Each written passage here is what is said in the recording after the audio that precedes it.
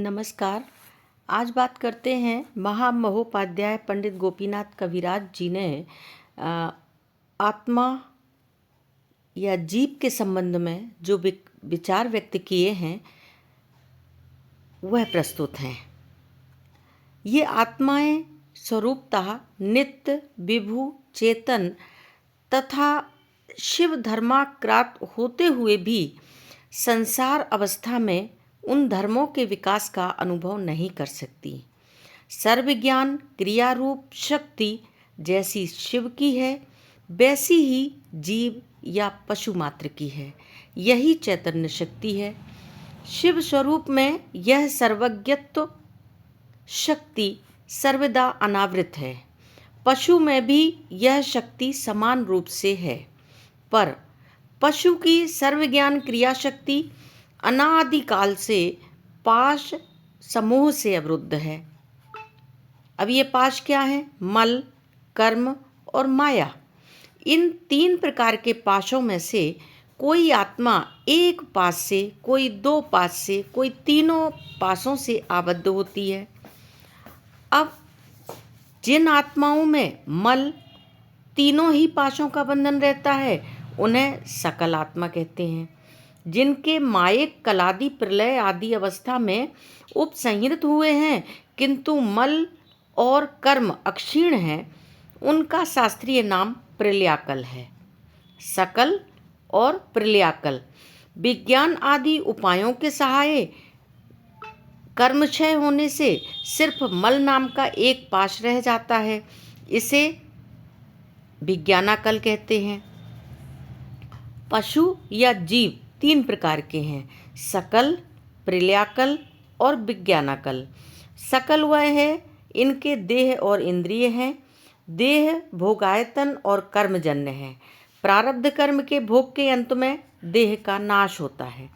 प्रलयाकल, ये प्रलयाकल में देह संबंध से विच्छिन्न होते हैं, लिहाजा इनके देह भी नहीं है और इंद्रिय भी नहीं।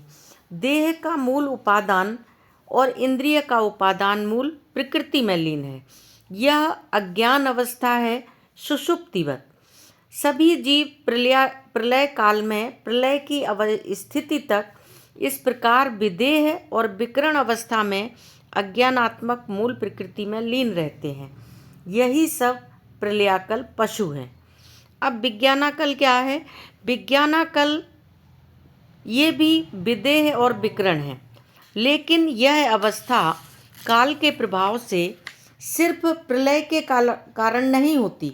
इस अवस्था की प्राप्ति का मूल है विवेक ज्ञान। विवेक ज्ञान प्राप्त होने पर चिदात्मा जब जब अपने को अचित से पृथक समझती है, तब वह सदा के लिए अचित संबंध से अविच्छिन्न या विच्छिन्न होकर अपने चिन्मय स्वरूप में विद्यमान रहती है। इन जीवों को विज्ञानाकल कहते हैं। इनके देह, इंद्रिय आदि नहीं हैं, भविष्य में भी नहीं रहेंगे। विवेक जन ज्ञान के द्वारा कर्म संबंध और माया संबंध छिन्न हो गए हैं। अब इस प्रकार से विज्ञानाकल जीव भी तीन प्रकार के हैं। प्रकृति से चित्त के विविक्त होने से जिस अवस्था का उदय होता है वही निम्नतम विज्ञान कैवल्य है। दूसरा है माया से विवेक संगठित होने के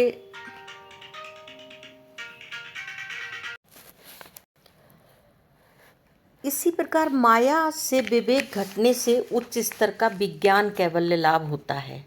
विज्ञानाकल जीव तीन प्रकार के हैं। प्रकृति से चित्त के विविक्त होने से जिस अवस्था का उदय होता है वही निम्नतम विज्ञान कैवल्य है, और माया से विवेक संगठित होने से मध्यम या दूसरे प्रकार के विज्ञान कैवल्य का उदय होता है। महामाया से विवेक घटने से उच्च स्तर का विज्ञान कैवल्य लाभ होता है। जिस प्रकार की भी विज्ञानाकल अवस्था क्यों न हो, उसमें कर्म, माया आदि नहीं होने पर भी आणवमल रहता है। इस आणवमल के अपगत हुए बिना शिवत्व की अभिव्यक्ति नहीं होती। यही पशुत्व है। पशुत्व या आणवमल की निवृत्ति का एकमात्र उपाय है परमेश्वर की अनुग्रह शक्ति का संचार करना। दीक्षा रूप क्रिया। दीक्षा के परिणाम स्वरूप शुद्ध विद्या के उदय से शिवत्व लाभ का मार्ग मिलता है। इस मार्ग में प्रवेश करके क्रम के अवलंबन से ऊर्ध्व गति लाभ करना चाहिए। शुद्ध विद्या के उदय से विशुद्ध अहंता की अभिव्यक्ति संभव होती है। माया के आवरण में आवृत जीव जिस अहम से परिचित है उसका स्वरूप अनात्मा में आत्मबोध मात्र है और कुछ नहीं। वास्तव में यह अज्ञान का ही विलास है।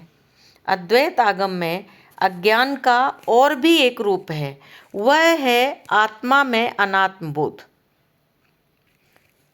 इस प्रकार अज्ञान से मुक्ति पा सकने से आत्मा अपने को शिव रूप में अनुभव करने में समर्थ हो सकती है और वही आत्मा का विशुद्धतम रूप है। वहाँ आत्मा में अनात्मबोध रूप अज्ञान भी नहीं और अनात्मा में आत्मबोध रूप अज्ञान भी नहीं। इस तरह से अज्ञान की बात आती है तो द्विविध अज्ञान, एक क्लिष्ट अज्ञान, दूसरा अक्लिष्ट अज्ञान। पुद्गल नैरात्म की उपलब्धि होने से क्लिष्ट अज्ञान की निवृत्ति होती है, उसका फल निर्वाण है, बुद्धत्व नहीं।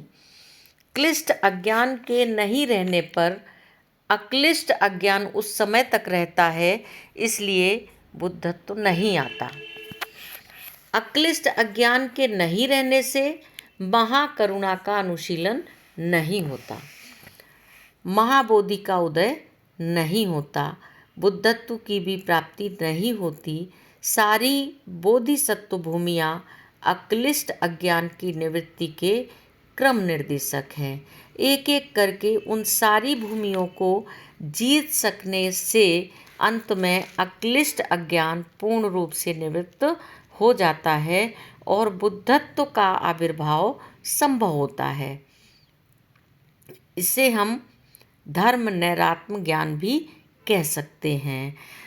जिन 3 प्रकार के पशु जीवों का जिक्र किया गया है उनमें सभी के आणोमल या आत्मसंकोच है। 2 मल किसी किसी के हैं, किसी के नहीं हैं।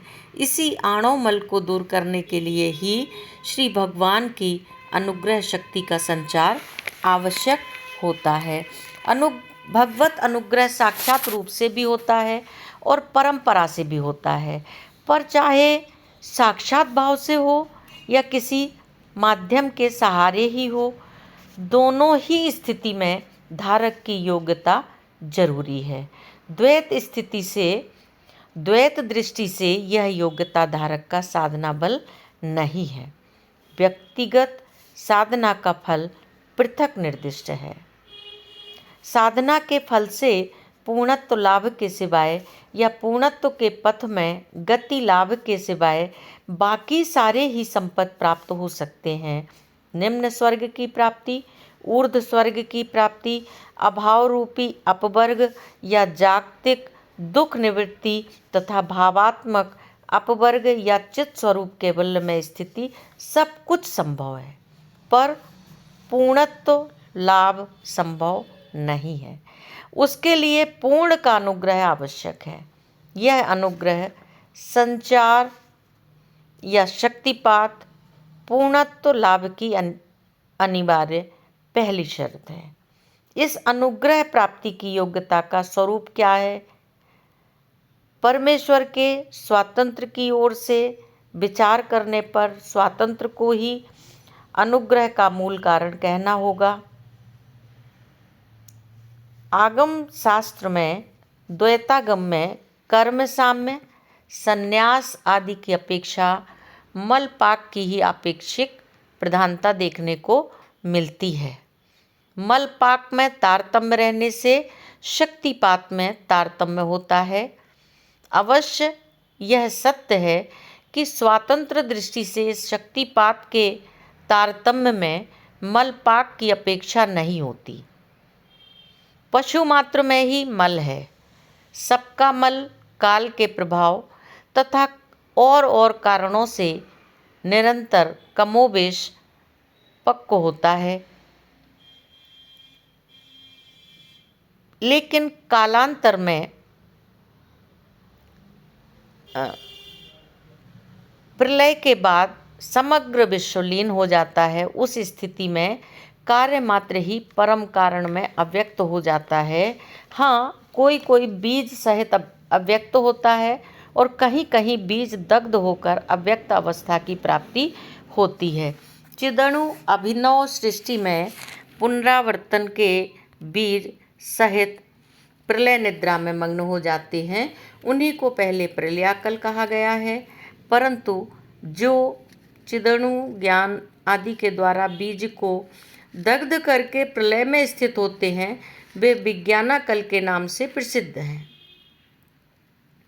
प्रलयाकल जीव विदेह होते हुए भी नई सृष्टि में फिर से देह धारण करते हैं, क्योंकि उनके कर्म बीज दग्ध नहीं हुए होते। विज्ञानाकल जीव नई सृष्टि में पुनरावृत्तन नहीं करते, उनकी अवस्था को विज्ञान कैवल्य कहते हैं।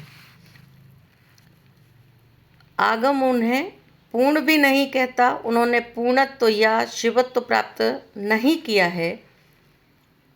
आणोमल रहने के कारण उन्होंने पूर्णत्व के पथ पर पदार्पण भी नहीं किया है।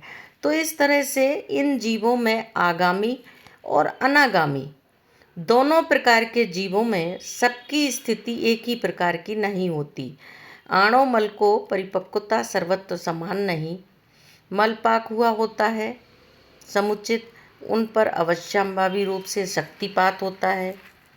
यह प्रलयाकल में भी संभव है, विज्ञानाकल में भी संभव है।